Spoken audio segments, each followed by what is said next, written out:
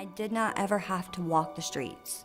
I had individuals that groomed us, prepared us, and made phone calls. So I was made to go and be a home delivery. They would bring us to where we had to be. We had a certain amount of time. We had to meet their money criteria, and they kept us in drugs. You have multiple men that know your weakness and know what controls you, and they allow other people to hurt you. If you're not willing to work, then you work for them inside their trap house.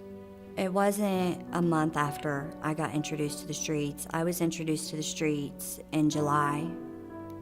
By the end of August was the last time I laid my eyes on my kids. September 3rd, my children were taken, and I had an F2 robbery because I was tired of working the streets, and I was weak, and I was broken, and I had just endured several rapes that night, and so I just allowed myself to be talked into being bait for a robbery. And so at this time, my life had spiraled completely out of control. There was no hope. There was nothing left to live for. So I lived on the streets. In 2013, women in Ross County started coming up missing. These women were I guess we could call them enemies because it's competition out there, but they wasn't my enemies. I cared for them ladies. I wanted them ladies to get help. I know that they had a life to go back to, just the same as I did. Once you're out there, though, there's no going back. So it's either prison or death. And 6 of those women had come up missing. 4 of them were found dead. We still have 2 that's missing. And I should have been number 4 or 5. The night one of them came up missing, I was supposed to be with her. And she was shot and killed and left for dead on the riverbank. I was supposed to be throwing a trick with her. I endured the night that one of the girls came up missing.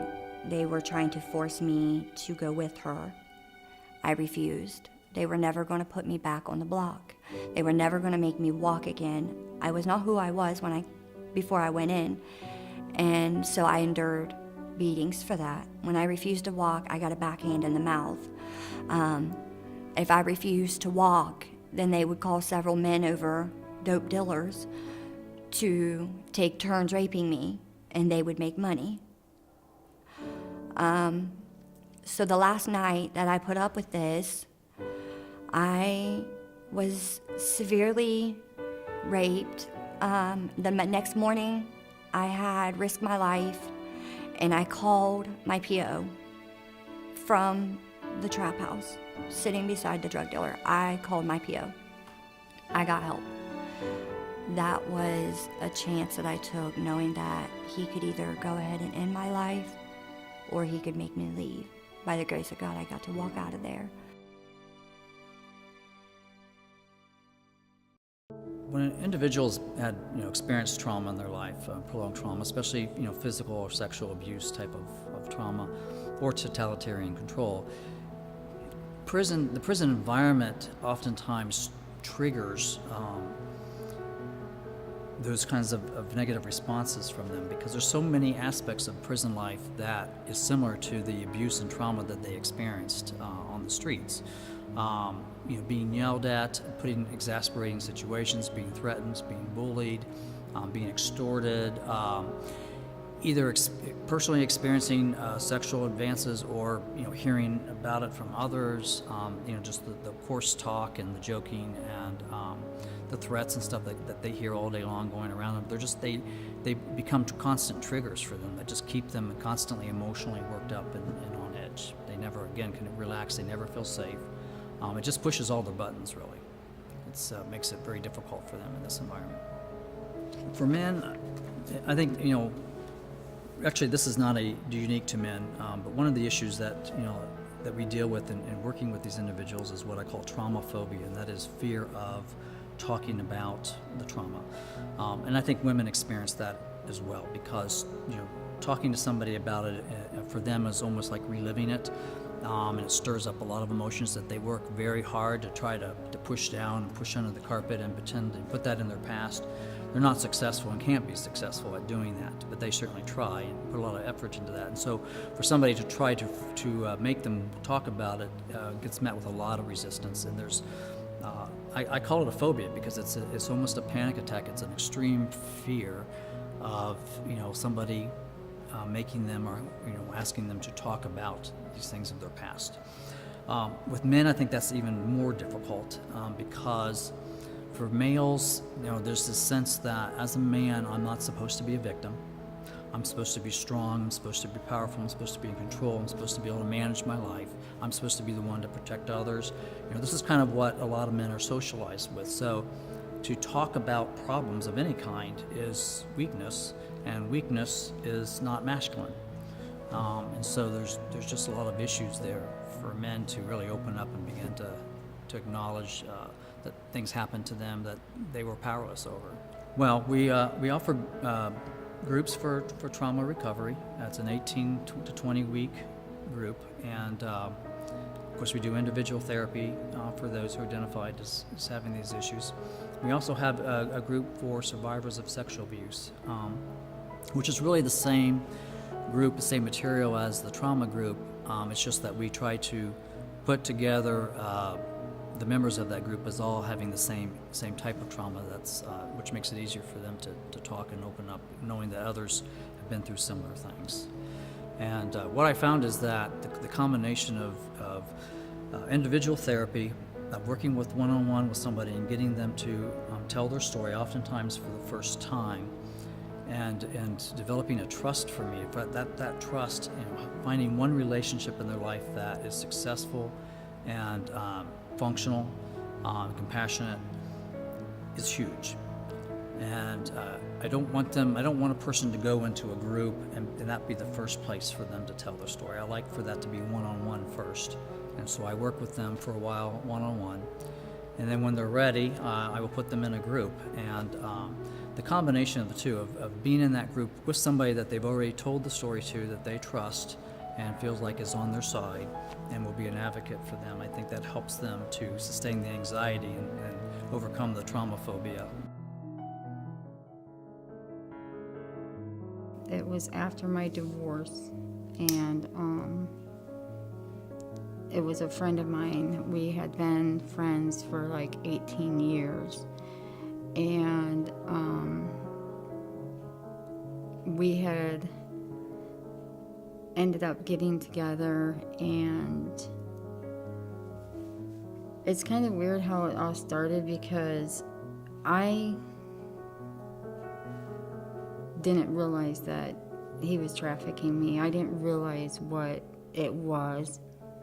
His gain was a sexual gain.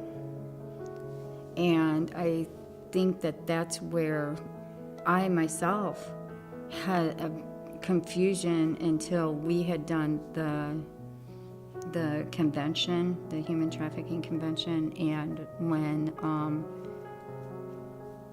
the human trafficking group had been introduced to me, I didn't really realize that that was a form of human trafficking also, because when you think of human trafficking, you think of a girl like in the movies, kind of like Pretty Women, where you're walking down the street and that, and you don't think about being trafficked and the payment that's being received is somebody else having a sexual pleasure from it, literally 24 hours a day, 7 days a week. And like I said, I didn't realize that I was being trafficked, because I didn't understand what that was. And I have literally, walked the streets. I've walked in stores. And what's sad and what's scary is that this is going on in your parking lots. This is going on in your parks. It's going on in your dollar store, your Walmart, your mall. It's going on everywhere. It's going on in the restaurant.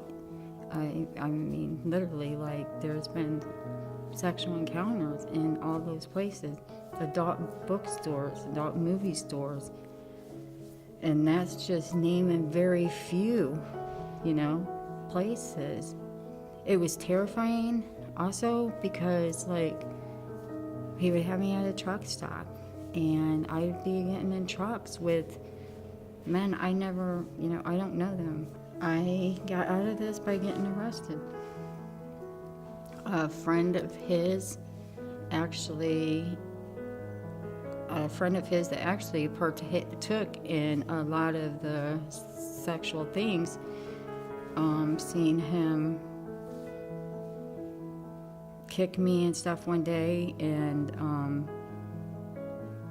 he had seen me with black eyes so many times that he ended up turning us in. And so the police had come to the house and we had gotten arrested. So that was like, to me, that saved my life. I've learned a lot about myself. I've learned how to ground myself so that I'm not playing the victim. I've learned to not be the victim. And I like to say that I'm not a survivor either, because that to me keeps me in that mode. I just feel like I'm a thriver now. Like I am empowered. And before, power felt like control and somebody beating you, this or that. And now power isn't. Power's inside of me.